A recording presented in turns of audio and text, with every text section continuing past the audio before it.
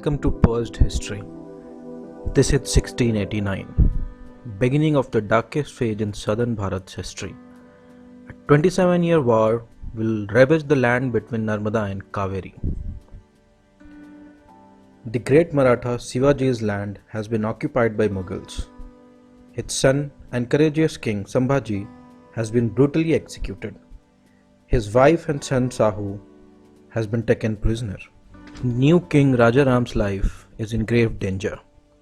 He will soon begin a journey from Panhala to Jinji.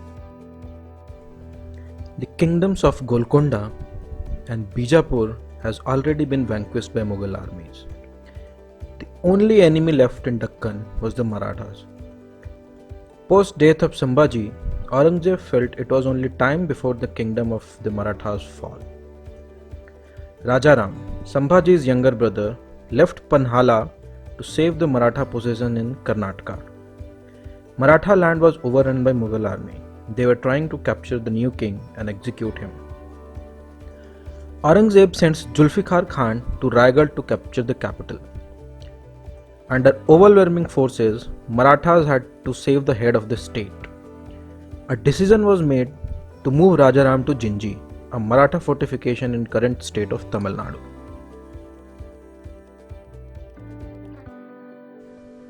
Rajaram's arduous journey was made difficult by chasing Mughal forces.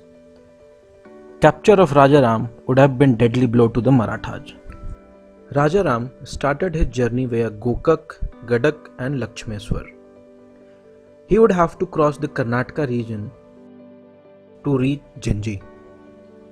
Shivaji has the foresight to maintain cordial relations with Karnataka Hindu kingdoms. One such kingdom was the Keladi kingdom. Rajaram reached the Keladi kingdom. He rested at Shimoga district and sent word to Chennamma of Keladi, asking for asylum in her kingdom. The queen found herself in dilemma. Her relations with Maratha had been cordial, and when Rajaram had sought refuge, she felt it was her duty to extend help to the needy. Thus, after consulting with elders, she took up this great task of sheltering Rajaram at the risk of losing her life and kingdom. She invited him over to Bidnoor with due honor. This courageous act of Keladi queen brought her face to face with Aurangzeb's ire. The Mughal commander Abdullah Khan pestered her asking for persons of Rajaram. She denied giving asylum to the Marathas but agrees that he passed through her kingdom.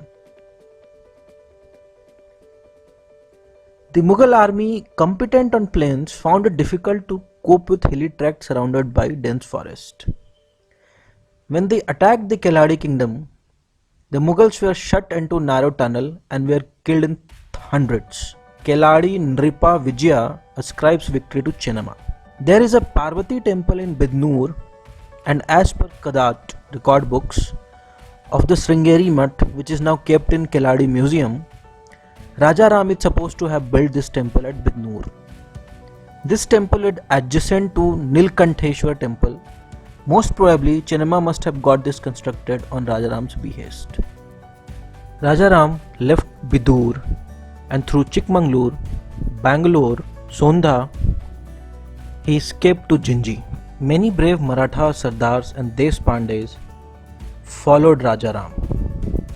Among them were Santaji Ghorpade and Dhanaji Jadhav. For 30 years, the duo maintained the reputation of Maratha arms and stood bravely against the mighty Mughals.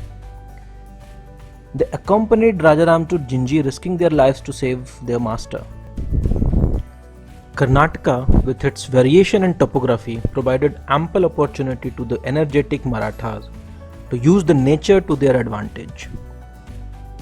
Santaji and Dhanaji then raided entire Karnataka and Golconda and harassed the Mughal army.